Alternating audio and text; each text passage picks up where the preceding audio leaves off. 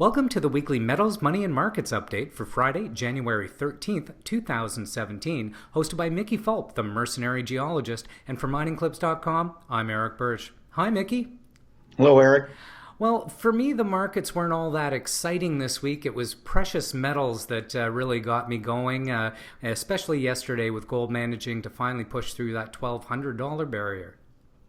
Well, it pushed through briefly. It didn't stay there. Closed today at 11.98 for a 2% gain. The precious metals, for the most part, had a very nice week. Silver was up 2% to 16.79. Platinum up almost 2% to 9.82. The contrarian one, as has been the case for most of the last 2 or 3 months, it seems, is palladium. It was down almost 1% to 7.50. And taking a look at the base metals, copper had a fabulous week. Well, Eric, all the base metals, let's say all the industrial metals, had a very good week.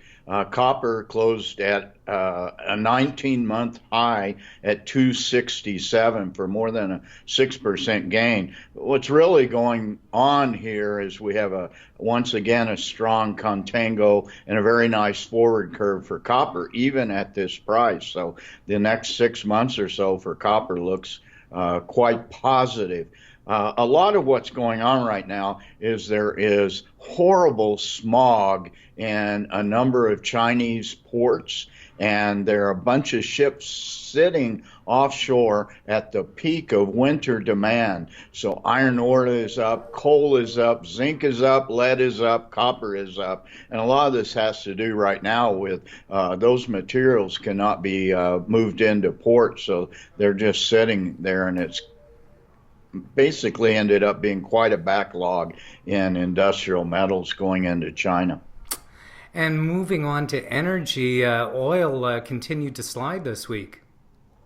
Well, it was a volatile week in oil. It was up, it was down. It was as low as, I think, $50.80, something like that, as high as $53.50.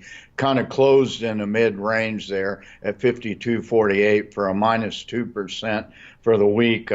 There's rumors coming out of OPEC. They're not going to meet their production cuts. Well, they never do. And then U.S. shale oil fears have hit the market with the idea that the U.S., whatever production cuts are going to come in, is going to be balanced by U.S. shale oil, and that is already proven true. We are up 500,000 barrels per day in production in the U.S. since October. And I also saw somewhere that the U.S. rig count is up as well. I guess that's what's contributing to that increase in production. Well, the U.S. rig count's been up, and up for the last 2 or 3 months, and it now has exceeded its 1 year ago count, and that's been a year since that's happened. And just taking a quick look at uranium, it was another week with more or less a 5% gain here. Well, and a lot of that has to do with Kazakhstan on Tuesday announced 10% production cuts. We all thought this was going to happen a couple of years ago, but it's finally happened, and so that is tightening supply. Uranium closed the week at 22.75, as you say, up 5%. And moving on to currencies, what the U.S. dollar gave up this week, the euro and the loonie gained. Well, that's true. The U.S. dollar reached something around a 6-week low. We haven't seen these levels since the end of November, so closed at 101.23 for 1% down. Euro, of course, was 1% up at $1.06. So these are 1 month to 5 week highs and low, respectively. Loonie also had a very good week, up above 76 cents for the first time since mid-October, with almost a 1% gain. We should also mention that the strength in precious metals over the last 3 weeks, let's say, has been due solely to the drop in the dollar. I've looked at the correlation coefficients for the last couple of months, in fact, since Trump has been elected. And the dollar to gold correlation is negative greater than zero point 0.9, with 1 being a perfect correlation. So once again, it's the Trump effect, I think. Well, and speaking of the Trump effect, he spoke on Wednesday, and although the markets more or less closed where they did last week, on that right after his speech, the Dow dropped 140 points. Oh, well, I think you must be talking about his news conference, because Yes. to my knowledge, he did not make a speech this week, but he had quite a boisterous news conference that I found quite amusing.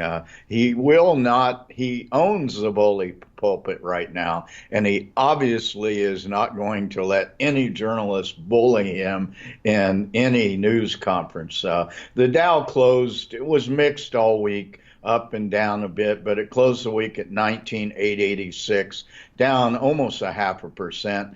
The S&P 500 closed at 2274, only 3 points below its all-time high set last week. And meanwhile, NASDAQ had a very good week, up almost 1%, set an all-time high of 5572.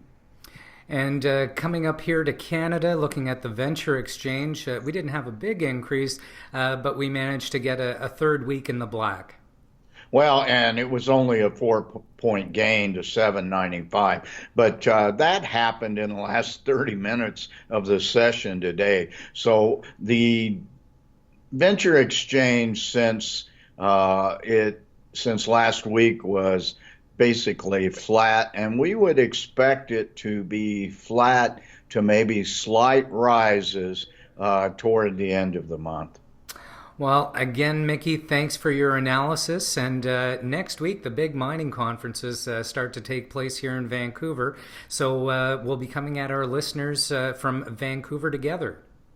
We will. I will be in Vancouver in about a week for the Cambridge House Conference, which is Sunday and Monday, the 22nd and 23rd. I will be speaking at that conference, and for subscribers, you'll get some more details about that mid next week. But I look forward to doing an interview face-to-face next week, Eric. Thanks, Mickey, and have a great week. All right, thanks a lot.